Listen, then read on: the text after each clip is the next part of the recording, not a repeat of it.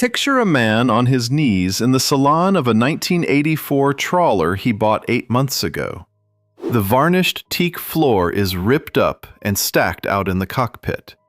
There is a hole in the floor of his dream boat big enough to drop a man into, and down in that hole sits a steel fuel tank the color of a rusted exhaust pipe. The yard just handed him the quote, $25,000 to cut that tank out, weld up 2 new ones, and put his living room back together. He paid $89,000 for the whole boat. Now he is about to spend a third of that again on a part he never saw, never touched, and was never once allowed to look at before he signed the check. That tank is the single most expensive thing on the boat that nobody ever talks about. The broker did not mention it. The survey did not flag it. The seller pointed at the new canvas and the polished brass and the engine that fired on the first try. And the whole time, 18 inches under the cabin floor, the most important system on that boat was quietly rotting itself to pieces. This is the $25,000 problem hiding on half the older trawlers tied up in this country, and by the end of this video, you are going to know exactly how to find it before it finds you. Here is the whole trick. You cannot see it. On these older trawlers, your marine traders, your Grand Banks, your CHBs and DeFevers from the 70s and 80s, the fuel tanks are not bolted up where you can walk around them like the engine. They are built into the boat. The tanks went in first, down low near the keel for ballast, and then the builder put the floor, the bulkheads, the furniture, and the whole interior in on top of them. A lot of yards foamed them in place or glassed them down so they would not shift. That tank is not a part you service, it is part of the structure. To get one out, you do not unbolt it. You take the boat apart around it. Now think about what that does to a man trying to inspect a boat before he buys it. If he is lucky, there is a hatch and he can see the top of the tank. He can maybe get a torch on one corner of it. But the bottom of that tank, the part that actually fails, is sitting down in the bilge pressed against the hull where no eye has looked in 40 years. You could crawl that boat for 2 days with the best surveyor in Florida and never once lay a hand on the spot where the trouble starts. So why do they rot? There are 2 kinds of tank on these old boats, and they both fail, just for different reasons. The first is black iron, plain mild steel. A lot of the Taiwanese trawlers came with black iron because it was cheap to build and it was strong when it was new. Here is the problem. Diesel always carries a little water. Condensation off the tank walls every time the temperature swings. A bit that comes in at a dodgy fuel dock. Moisture pulled in through the vent on a humid night. Water is heavier than diesel, so it sinks. It settles right down on the bottom of the tank and just sits there. And steel, sitting in water, does the one thing steel always does. It rusts.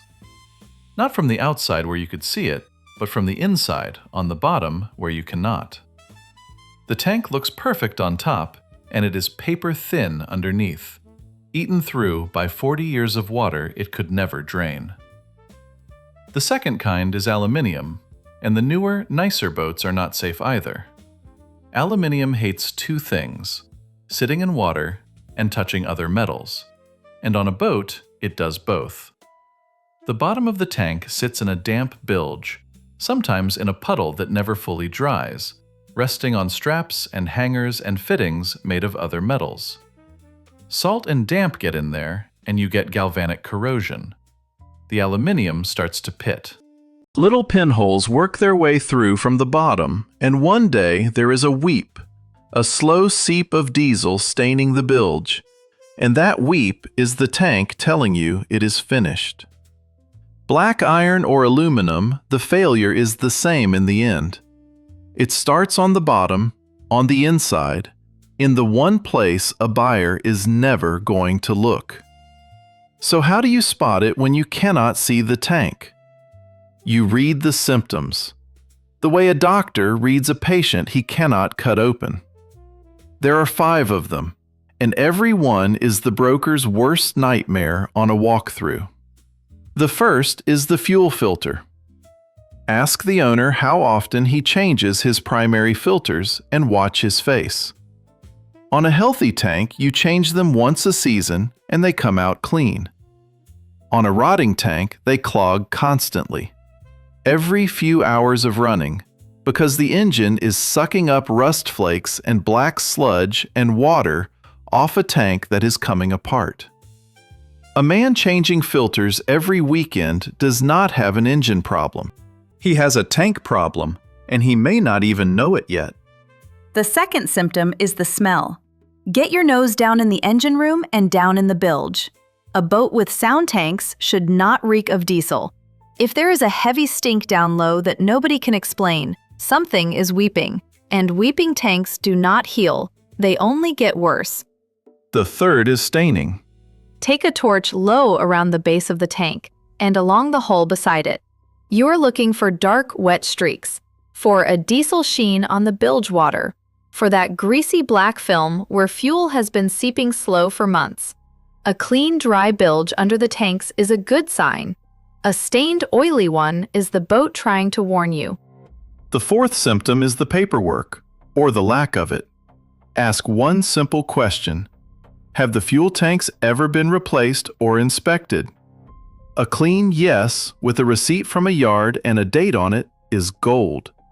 Somebody already spent the 25 grand and you are buying a solved problem. A shrug, or "they were fine when I bought her," or a sudden change of subject is your answer. Original 40-year-old tanks never touched are a bill waiting to land. The fifth is the one the brokers count on you to skip: the inspection port. A smart owner or a good yard will have cut an access plate into the top of the tank so you can open it and look inside with a torch and a mirror. If the boat has them, open them. Look for heavy rust scale, for pitting, for a layer of sludge on the bottom. If there are no ports at all, nobody has ever looked inside that tank in 40 years, and neither will you until the day it fails. If this is the kind of straight talk nobody else on the dock is giving you, do me one favor and hit that subscribe button. I put out a new one of these every week. No hype, just the stuff the salesman is praying you never learn. Now let me tell you why your surveyor is not going to save you here, because this is the part that costs people the most. A survey feels like protection. You pay your few $100s, a professional crawls the boat, and you get a report. And here is what that report says about the one system that can cost you $25,000. It says the fuel tanks appear serviceable. Appear. That word is doing an enormous amount of work, and every surveyor in the business knows it. He writes appear serviceable because that is literally all he can honestly say. He cannot see the bottom of the tank. He cannot see inside it. He is not going to tear your salon apart on a pre-purchase survey for a boat you do not even own yet. So he writes the only thing the situation allows, and a phrase that means, "I could not look," reads to a hopeful buyer like, "It is fine." That is not the surveyor lying. That is the buyer hearing what he wants to hear. And if that surveyor came off the broker's little list of friends, do not expect him to lean hard on it either. The friendly surveyor writes, "Tanks appear serviceable."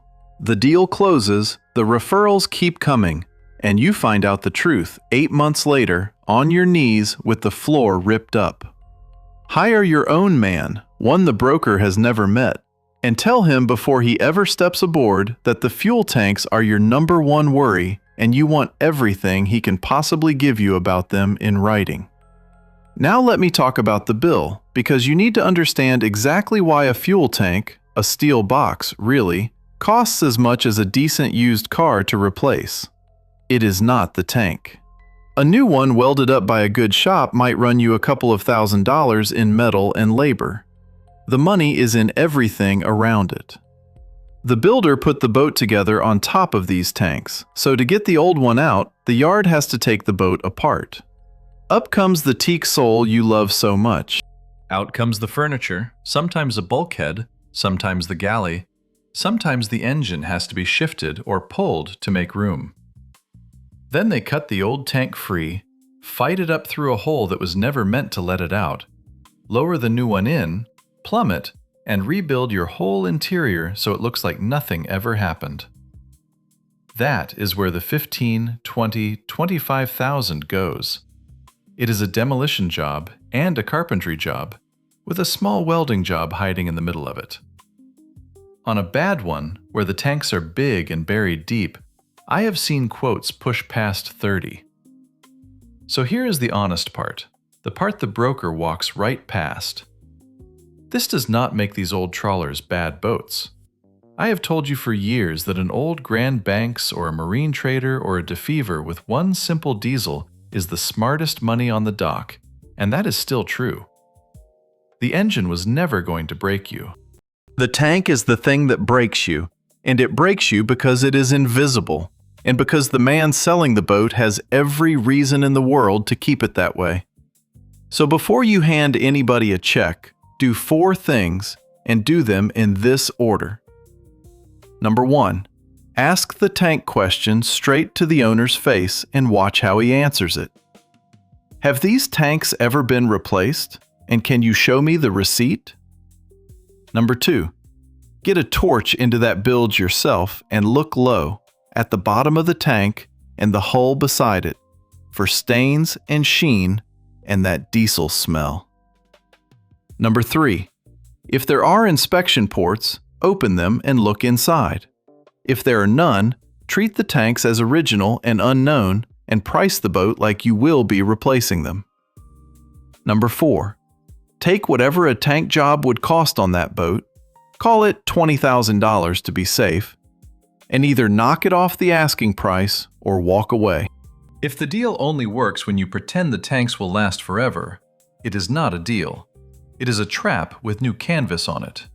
The smart buyers already do this. They are not afraid of an old trawler with original tanks. They just price it like a man who knows the bill is coming because he does. The ones who get hurt are the ones who fell for the teak and the brass and the golden hour photos and never once thought about the rusty steel box buried under the floor, holding up the whole dream. Do not be one of them. Look down before you look around. The most expensive part of the boat is the one part they never want you to see. If you got something out of this, subscribe, and I will see you on the next one.